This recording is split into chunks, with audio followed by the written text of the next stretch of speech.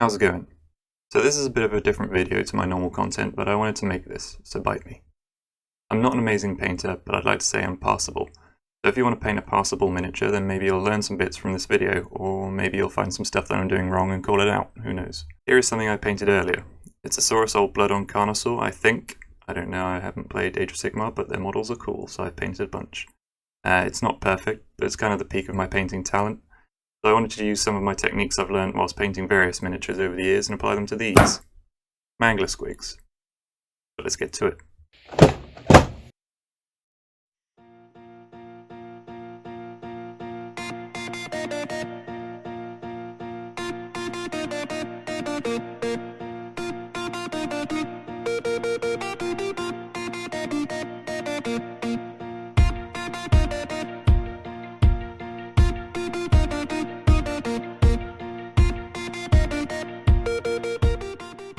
Tip number 1.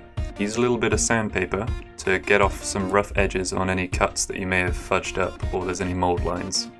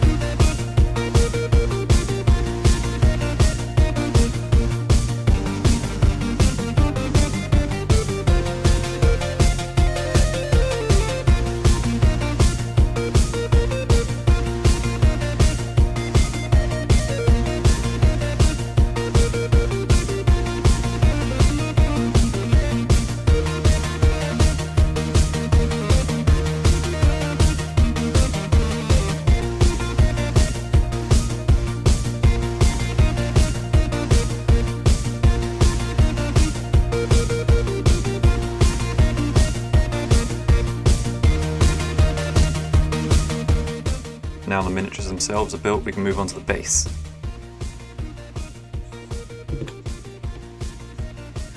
For this base in particular, I'm going to be using cork bark, which makes great fake rocks, and it looks really good once it's painted up. I'm also going to use a bit of kind of sandy substrate to get that texture on the floor.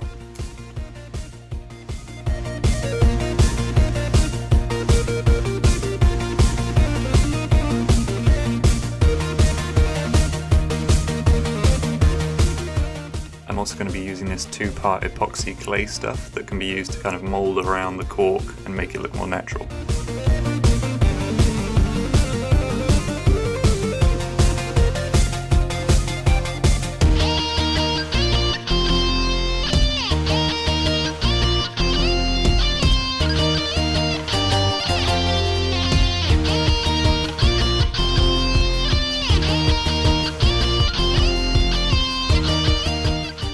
Before the clay hardens, I press in some of this sand stuff to give it a bit more texture.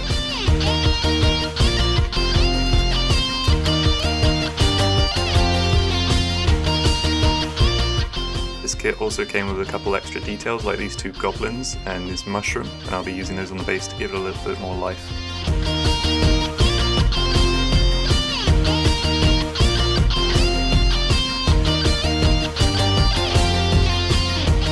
I then thought it'd be cool to add some smaller rocks kind of tumbling down the side of the cliff with the goblins jumping off to give it some more motion.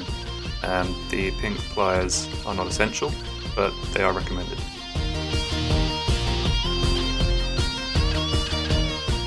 In between filming these steps, I went for a walk in the woods and gathered some materials like bits of branch and small roots that would really help bring out the detail, and it also gave me some inspirations for the kind of feel of the whole model.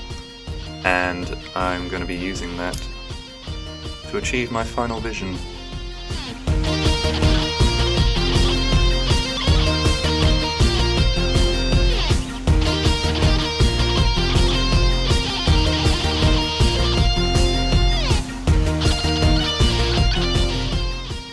Attaching these tiny roots was really fiddly, but it's worth it because it brings it out.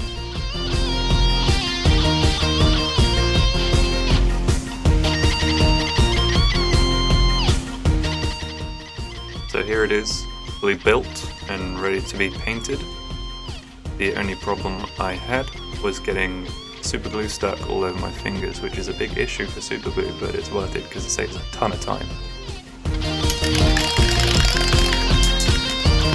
And just like that, it was sprayed. You can see that it's not just one colour, however.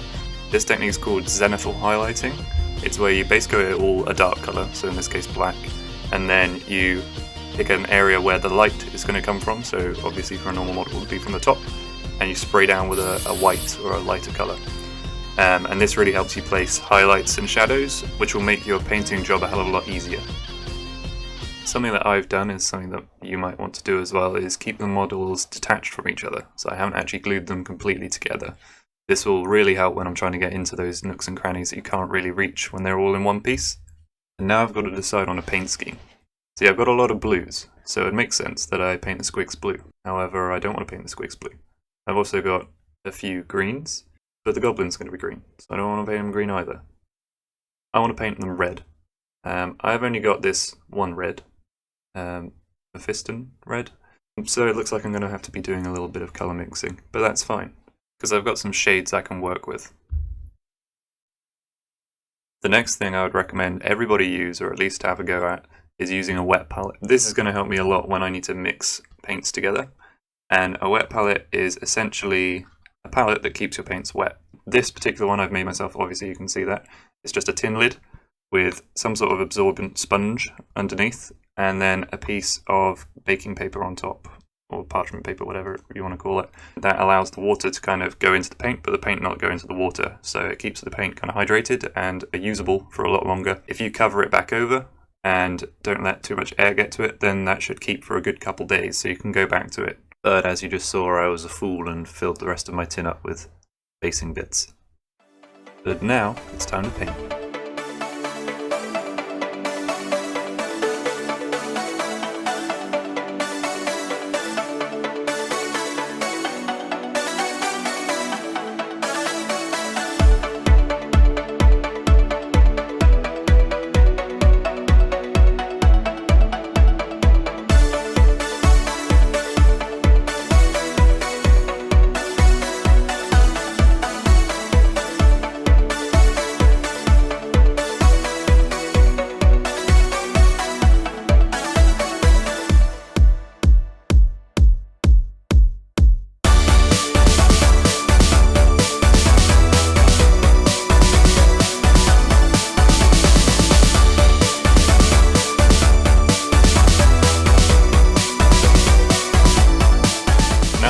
Base coated in this dark red, I'm going to add some highlights, and to do this I'm going to use a technique called dry brushing.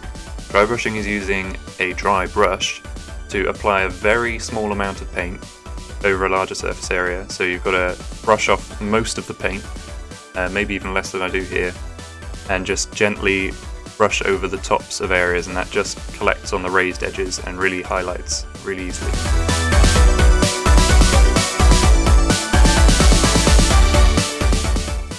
And then dry brushed over and over again using lighter and lighter colours and with less and less paint on the brush, so it gradually kind of fades to the very, very tips of the raised edges with the lighter colour.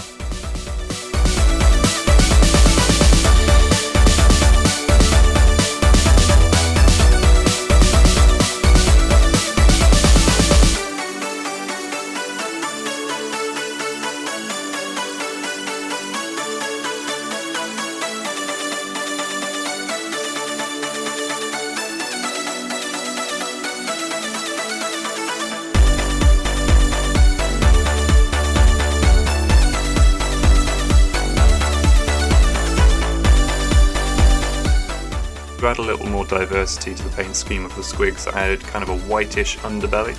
Because it's such a light colour, and this is something you might have to do with any lighter colours, you'd apply it thinly and then go over it again and again, and it could take up to 3 or 4 coats to get more of a matte look, but that's just because of how light the colour is and how dark the base colour is underneath.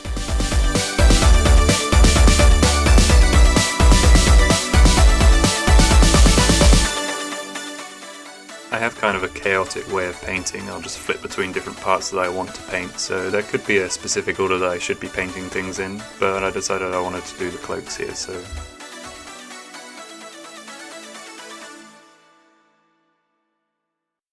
With all of these paints, I'm adding quite a lot of water to them to thin them out a bit, and this helps stop you losing any detail that was in the model before.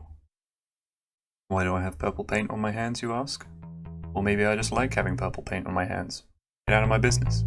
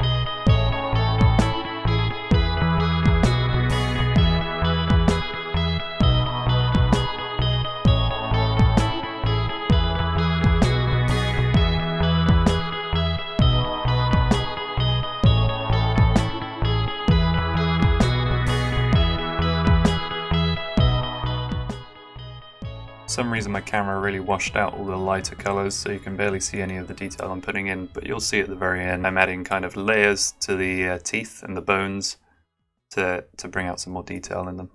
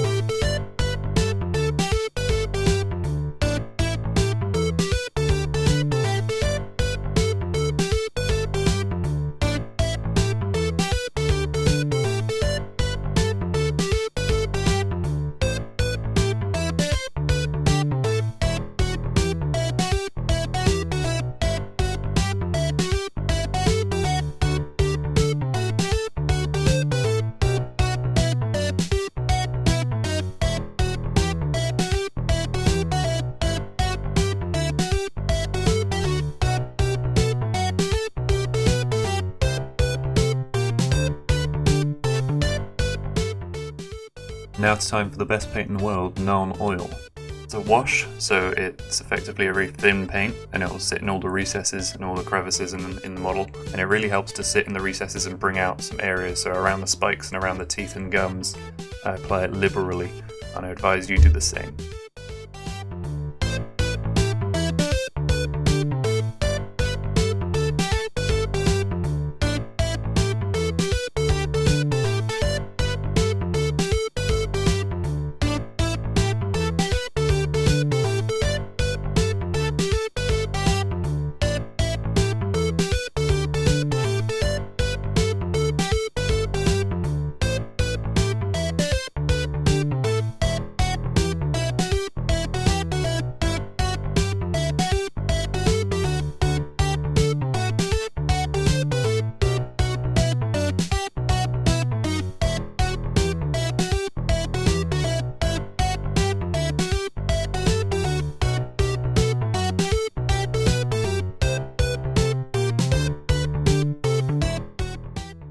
To do the leather straps, I've base coated with a kind of a dark brown colour, and then I've slowly made lighter and lighter browns and added it just to the corners and the edges to really highlight it.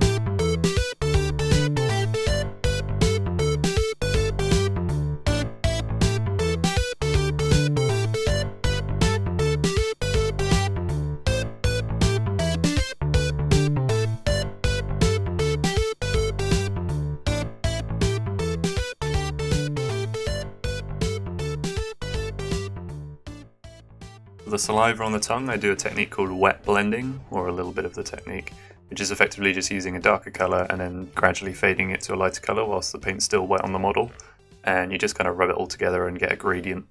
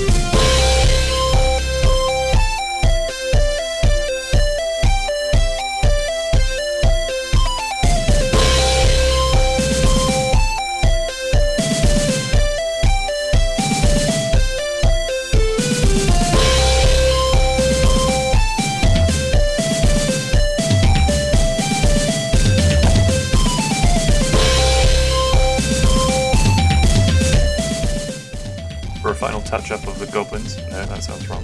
For a final highlight of the goblins, I added a lighter green just over the top, again dry brushing it, so I only get those highlighted edges.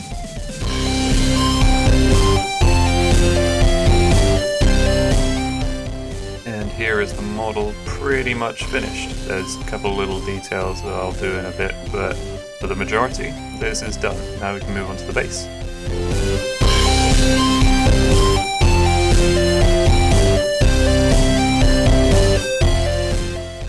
We start by applying a dark grey kind of all over the rocky areas, and then making a lighter grey and dry brushing that over the top, and a lighter again until we're almost at a white, just to the very edges of the highlights.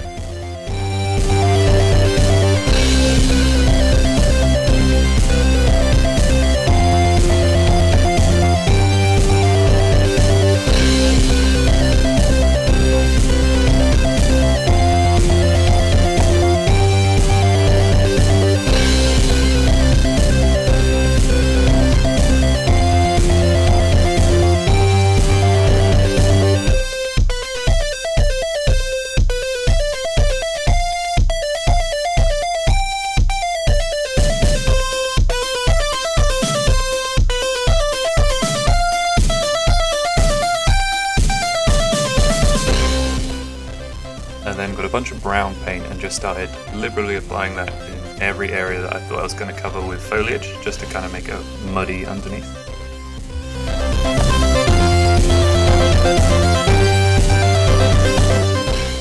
Then to make the rock look all mossy, I just dabbed on some kind of olive green, and then did the same technique with the rock and just made a slightly lighter green and dry brushed that over the top, and lighter again.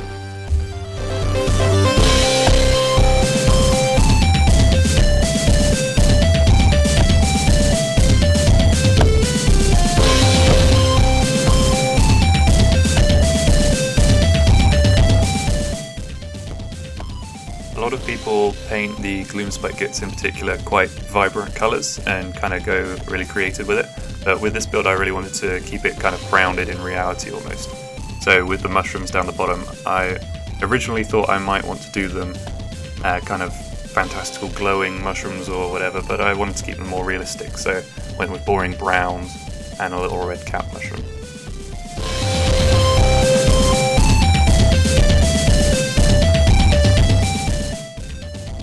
Now it's just flocking with a little bit of greenery. So I just used general purpose PVA glue and just spread that around everywhere I wanted to stick some fluff, and just started smacking it in with a paintbrush. Easy as that.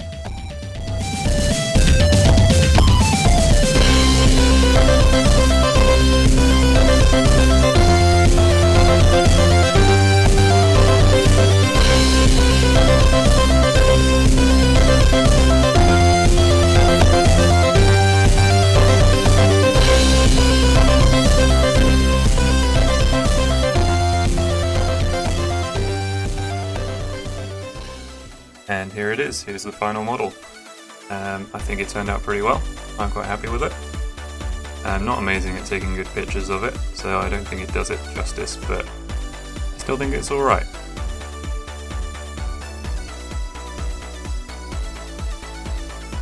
So there we have it. Thank you very much for watching, I hope you enjoyed, and I hope you maybe learned something on the way. Please leave a like if you enjoyed, and if you didn't enjoy, well, maybe keep that to yourself. But if you wanted to see me maybe paint something else, maybe more Gloomspite kits, or something completely different, just tell me in the comments. Thanks for watching.